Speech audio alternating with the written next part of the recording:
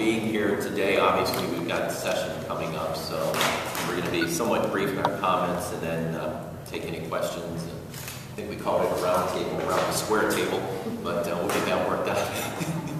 So thank you for being here. Obviously, this is a very critical juncture each year in Ohio, or especially every 2 years when the budget process comes up. And, you know, I want to start by stressing that we in our caucus, we do want to work with the government. We want to work with House Republicans to develop a funding plan that strengthens public education. That's the key phrase, strengthens public education. The state budget, obviously, is a very values-based document, and that's why we have some strong values that we want to share with you here today. I guess all three of us will be speaking, Representative Fedor, Representative Phillips, and myself. I think it's important that when we look at education funding, we always look at it in the frame of education is economic development. I think that's something that we have failed to do over the years. Stop and think about it. If we could become one of the top funding public education systems in the country, how attractive that would make us to businesses wanting to come here, and certainly for business retention and put us on the map nationally. But we have to look at education not as funding Jobs Ohio and then over here funding education and funding higher education. We need to look at them in the same context of education is economic development. First concern, property tax relief. We are hearing it time and time again. I know I've got a school district, Midview Schools. If they don't pass a levy by May, they'll be under the fiscal watch of the state. They're very concerned. I've got a very well-to-do community, Avon Lake. Very big homes, very good incomes. Their long-range plans do not look very good. Their fiscal picture, their financial picture doesn't look good at all. So this is crossing every zip code in the state. But property tax relief is what we need to hear from the governor. We think that is critical, and we also have to remember that these schools are all starting with more than $1 billion, close to as high as $1.9 billion in cuts that they've all taken in the past. So when there's any discussion about being able to keep 92% of what you have, what the governor is attempting to do is make the new low the new norm, and that to us is not acceptable. So it's our belief that we need to restore the cuts. We need to be moving towards a constitutional school funding plan. However, everything that we continue to see moves us further away from a constitutional school funding plan. So those are my comments about property tax relief and the importance of that. I'm going to have Representative Fedor talk about some of the bigger picture items, such as all-day kindergarten. As far as the components that we believe will strengthen the quality education for all of our students, we need to increase early learning and smaller class sizes. And the opposite is happening under this Kasich administration because of the funding cuts. We think these things combined produce positive educational outcomes for our students, and it works to ensure that they do not fall behind their peers and allows a more focused individual learning approach.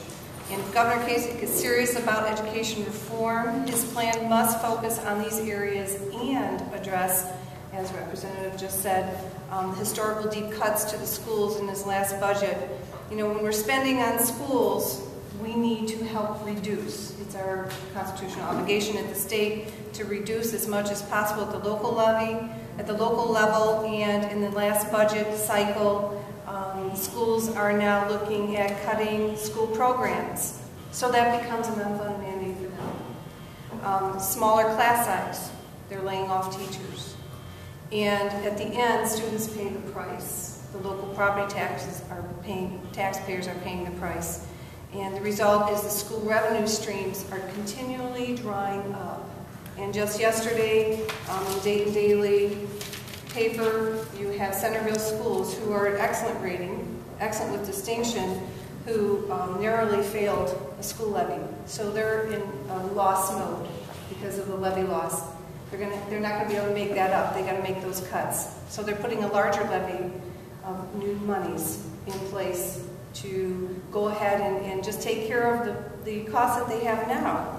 I think instead of creating guarantees that are unfunded, like the third grade guarantee, we need to guarantee that it means something through funding. Schools need the proper tools and the proper funding to do their jobs.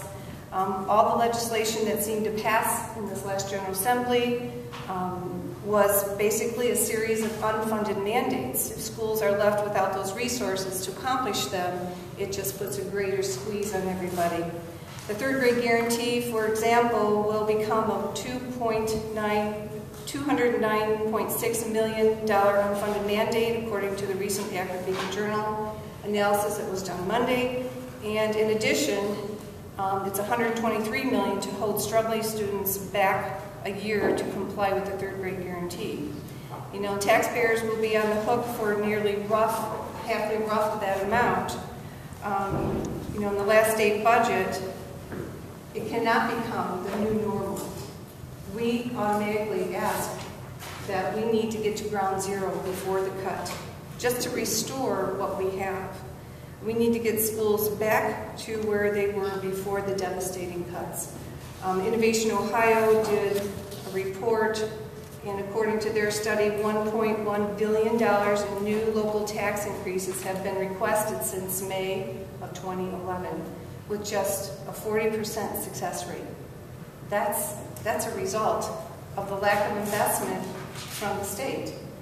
And that's without all of these new unfunded mandates that they're going to be facing. So this is a critical point for schools in Ohio, and we just want to be at the table to put forward the plan and the ideas that we think will make sense, that will strengthen quality public education for all students. I think we're in a critical point, and it seems to me like a lot of people have been left out of the process. I just talked to my superintendent. He wasn't involved. It's a select few that are getting just an inkling of what's going to happen, and so we're in close contact to see what we can do to help Ohio become a very innovative state on public education, not someone that's very punitive and then sending millions of dollars out the back door. Thank you, Representative. So I just want to offer another piece of what we hope that we'll see, and to reiterate that we are hopeful that there are going to be things in the reform package that we'll be able to support. We, I think that there have been some very interesting discussions in Finance Committee and in the regional hearings that the Finance Chairman held around the state. But we need to see the things that are going to actually make a difference for kids.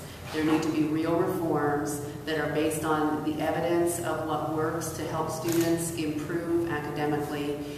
It can't just be rhetoric and hope that changing things is somehow going to produce a better result. It has to be based on evidence of what we know will be effective for students. And the resources have to be there to provide those opportunities. If you just say to schools, you must achieve at these levels, and don't provide the resources to make sure that kids have those opportunities, it's meaningless. So as Representative Fedor said with the third grade guarantee, when that was brought before the committee, we were told it was based on what they're doing in Florida, but the rest of the story in Florida is that they provide universal access to preschool and all-day kindergarten, which is not something that's available to young students in Ohio. So the resources have to be there, and the expectations have to be there. The other area that we hope to see some improvements is in the area of charter school accountability and transparency.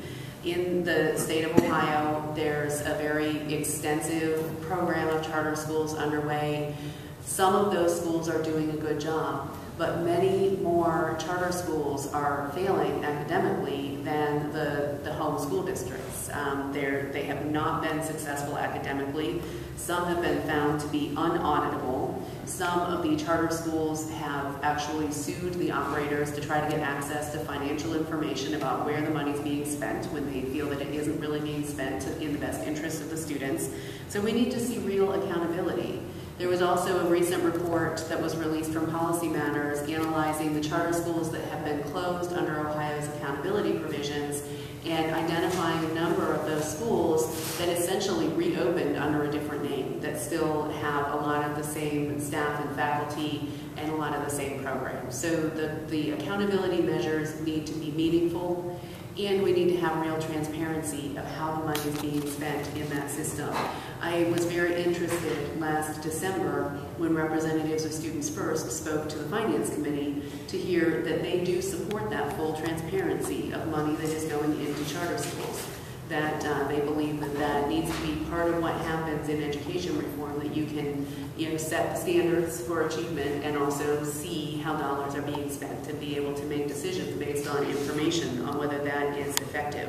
So we would be supportive of much greater transparency. We believe that any schools that are receiving public dollars should be subject to open meetings and open records laws so that taxpayers can see how their money is being spent.